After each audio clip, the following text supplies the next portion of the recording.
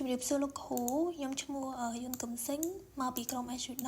អញ្ចឹងឯនឹងខ្ញុំធ្វើការ record video ជូនលោកគ្រូដែលទាក់ទងជាមួយនឹង topic group management ដែលជា project midterm ទី2អញ្ចឹងនៅក្នុង requirement របស់លោកគ្រូគឺមានដល់ទៅ9ចំណុចអញ្ចឹងមុនដំបូងទាក់ទងចំណុចទី1គឺធ្វើការទាក់ទងជាមួយនឹង group អញ្ចឹងក្នុងនោះគឺមាន3មាន developer មាន UX UI ហើយនិង DevOpsអញ្ចឹងឥឡូវខ្ញុំធ្វើការបង្កើតគ្រប់ទាំង3ហ្នឹងដោយប្រើ command sudo group add developer តោះមកខ្ញុំ enter អញ្ចឹងឥឡូវខ្ញុំបាន password អញ្ចឹងឥឡូវខ្ញុំដាក់ password របស់ខ្ញុំសិនអូខេអញ្ចឹងឥឡូវហ្នឹងdeveloper ខ្ញុំបាន create មួយហើយនៅសល់2ទៀតគឺ UI និង DevOps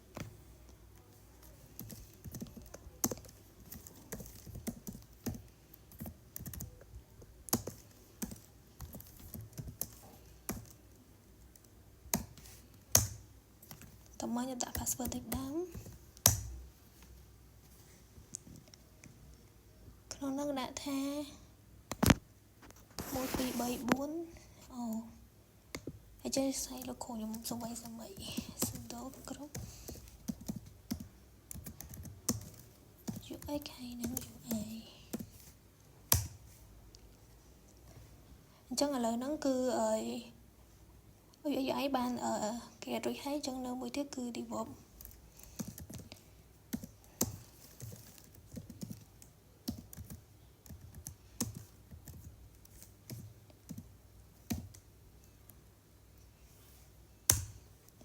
អញ្ចឹងដោយសារឥឡូវហ្នឹងខ្ញុំបានបង្កើតឲ្យអស់ហើយទាំង3គឺខ្ញុំឥឡូវខ្ញុំសូមប្រើកាមេរ៉ាមួយទៀតដើម្បីចូលទៅមើលថាតើគ្រប់ទាំង3ហ្នឹងខ្ញុំបង្កើតបានអត់អញ្ចឹងខ្ញុំប្រើកាមេរ៉ាមួយទៀតគឺ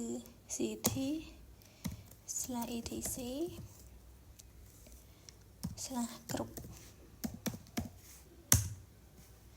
អញ្ចឹងនេះគឺជាគ្រប់ដែលខ្ញុំបង្កើតគឺមាន developer UX UI ហើយនិង DevOps ទាំង3ហ្នឹងខ្ញុំបានបង្កើតអញ្ចឹងឥឡូវចំណុចទី1គឺយើងបានធ្វើហើយឥឡូវចូលទៅចំណុចទី2គឺ delete developer group and show it កន្លែងហ្នឹងគេថា make sure group was delete អញ្ចឹងកន្លែងហ្នឹងត្រូវប្រកាសថា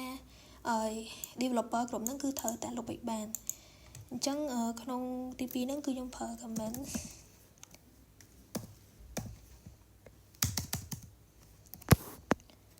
sudo ខ្ញុំប្រើgroup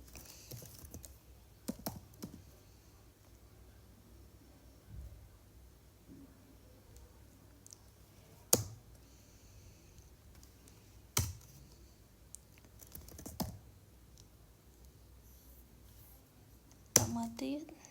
developer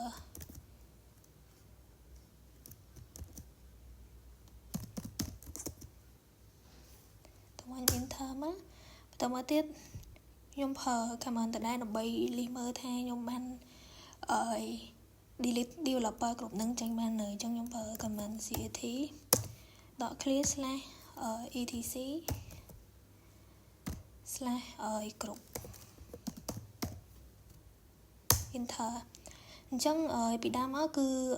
លីសមុនដំបូងគឺមាន3មាន developer ហើយ UI ហើយនិង DevOps អញ្ចឹងឥឡូវហ្នឹងគឺខ្ញុំបាន delete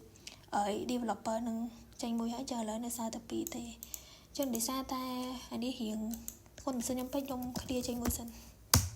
អូខេអញ្ចឹងចូលដល់ចំណុចទី3គឺ create it back and list it អញ្ចឹងកន្លែងហ្នឹងគឺត្រូវ create developer នឹងមកវិញដើម្បីឲ្យ list វាមើលផងអញ្ចឹងកន្លែងហ្នឹងគឺខ្ញុំប្រើ command តទៀត sudo group add វិញមក developer តមក enter តមកទៀតខ្ញុំ check list វាមើលតដែរមក ct etc ហើយនឹង group អញ្ចឹងឥឡូវហ្នឹងគឺខ្ញុំទទួលបាន developer គ្រប់ហ្នឹងចូលមកវិញហើយអញ្ចឹងឥឡូវហ្នឹងគឺចូលដល់ទៅចំណុចទី4គឺនិយាយអំពី create file ហើយមាន3មាន develop media AI process ហើយនឹង develop process ដូចគ្នាអញ្ចឹងឥឡូវខ្ញុំ clear ចេញសិនព្រោះដោយសារវាកាំងសិនពេកអញ្ចឹងចំណុចទី4ហ្នឹងគឺខ្ញុំប្រើ command មួយដែលឈ្មោះថា touch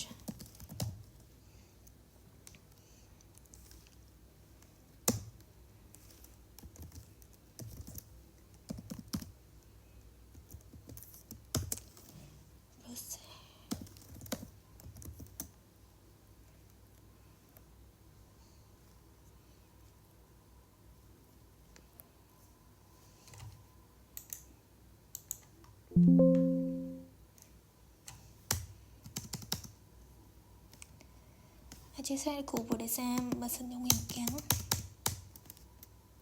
process .txt អញ្ចឹងនៅសល់2ទៀតយកវាយដូចគ្នាមក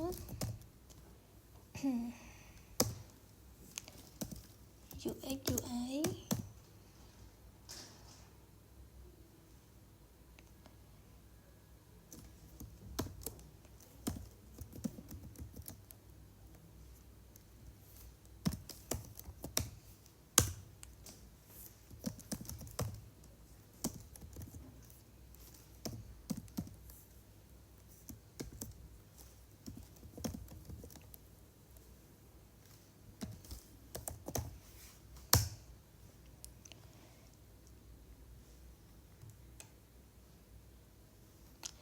អញ្ចឹងដោយសារតែឥឡូវហ្នឹងគឺខ្ញុំ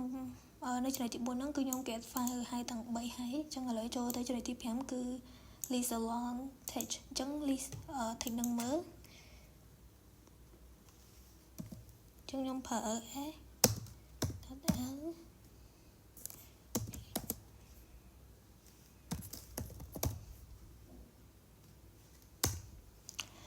អញ្ចឹងនេះគឺជាget file ទាំង3ដែលខ្ញុំមក get ហើយអញ្ចឹងឥឡូវហ្នឹងខ្ញុំប្រើ command មួយទៀតគឺ ls ដើម្បីមើលវាច្បាស់ yes ទាំង3ហ្នឹងអញ្ចឹងមួយទៀតគឺចូលដល់ចំណុចទី6ចំណុចទី6យើងពី change file permission to 755 for all text អញ្ចឹងកន្លែងហ្នឹងគឺខ្ញុំប្រើ command មួយដែលមានឈ្មោះថា chmo mod 755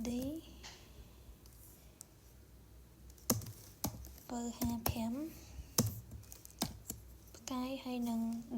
.txt តមកទៀតយើងត្រូវ list វាមកអញ្ចឹងកន្លែងនេះខ្ញុំប្រើ command ls start ហើយនឹង .txt អញ្ចឹងនេះគឺជាលីមុនដំបូងខាងលើនេះអញ្ចឹងពេលវាដូរមកជា755ហ្នឹងគឺវាដូរជាអីក៏ផ្សេងនេះមកអញ្ចឹងដោយសារតែចំណុចទី7ហ្នឹងគឺយើងបាន list ចេញហើយនេះជាលទ្ធផលហើយឥឡូវចូលដល់ចំណុចទី8គឺនិយាយអំពីgroup developer